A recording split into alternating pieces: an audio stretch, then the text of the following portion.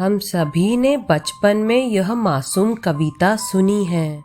Little Bo Peep has lost her sheep and doesn't know where to find them. एक साधारण कहानी एक लापरवाह चरवाहा लड़की की, सही? लेकिन अगर मैं आपको बताऊं, यह कविता भेड़ों के बारे में है ही नहीं। यह असल में गरीबी, बच्चों की उपेक्षा और इतिहास की एक डरावनी सच्चाई के बारे में हो सकती है। आज हम खोलेंगे लिटिल बो पीप का छुपा हुआ रहस्य। पहली नजर में यह कविता बिल्कुल मासूम लगती है। एक छोटी चरवाहा लड़की अपनी भेड़ें खो देती है, इंतजार करती है और आखिरकार वे वापस आ जाती हैं, अपनी पूंछ हिलाते हुए। प्यारी लगती है ना?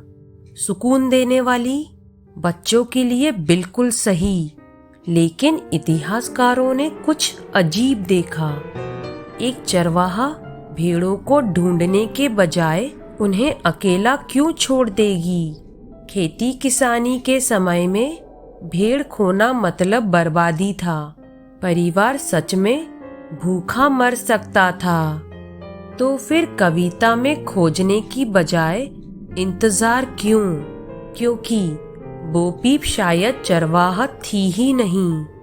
यह कविता पहली बार 18वीं सदी के इंग्लैंड में लिखी गई थी और उस समय ब्रिटेन एक बड़ी समस्या से जूझ रहा था।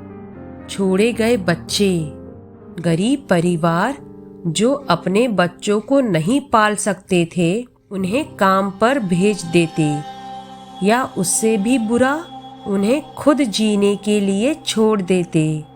कुछ को कठोर मजदूरी में डाल दिया जाता, कुछ की तस्करी हो जाती और कई बस गायब हो जाते। पुरानी अंग्रेजी बोलचाल में शीप शब्द का इस्तेमाल कभी कभी उन लोगों के लिए होता था जो आपकी देखभाल में हो, और बो पीप कोई नौकरी का नाम नहीं था। यह एक उपनाम था, ऐसा नाम जो उन लड़कियों को चिढ़ाने के लिए दिया जाता था जिन्हें गैर जिम्मेदार देखभाल करने वाली माना जाता था। अब कविता अचानक बदल जाती है।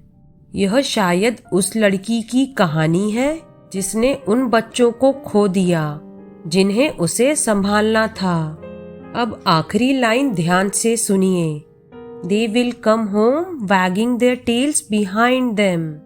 सुनने में मीठा लगता है जब तक आप एक डरावनी बात नहीं समझते।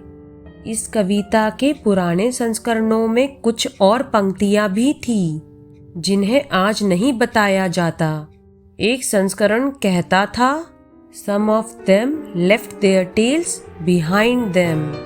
इतिहासकार मानते हैं कि यह जानवरों के बारे में नहीं था, यह उन बच्चों के बारे में था जो मजदूरी और सजा के बाद घायल होकर लौटते थे या हमेशा के लिए बदल जाते थे। इंग्लैंड के कठोर वर्क हाउस में बच्चों को अनुशासन के नाम पर पीटा जाता था। पूंछ का मतलब शायद खोई मासूमियत या शारीरिक नुकसान का प्रतीक था। यह सोने से पहले सुनाई जाने वाली कहानी नहीं थी, यह एक चेतावनी थी। कई नर्सरी राइम बच्चों के लिए लिखी ही नहीं गई थी, वे छुपी हुई सामाजिक सच्चाइयाँ थी, एक तरीका जिससे आम लोग भयानक हकीकत के बारे में बात कर सकें बिना सजा पाए। लिटिल बो पीप शायद माता पिता को बता रही थी, अगर आप बच्चों की उपेक्षा करेंगे, समाज उन्हें तोड़ देगा और जब वे लौटेंगे, वे पहले जैसे नहीं रहेंगे। यह कविता सुकून देती है, लेकिन इसका संदेश दुखद है। हर खोया बच्चा सही सलामत वापस नहीं आता। तो अगली बार जब आप लिटिल बो पीप सुने तो याद रखिए, यह भेड़ों के बारे में नहीं भी हो सकती है। यह उन भूले बिसरे बच्चों की आवाज हो सकती है जिन्हें इतिहास ने छुपा दिया।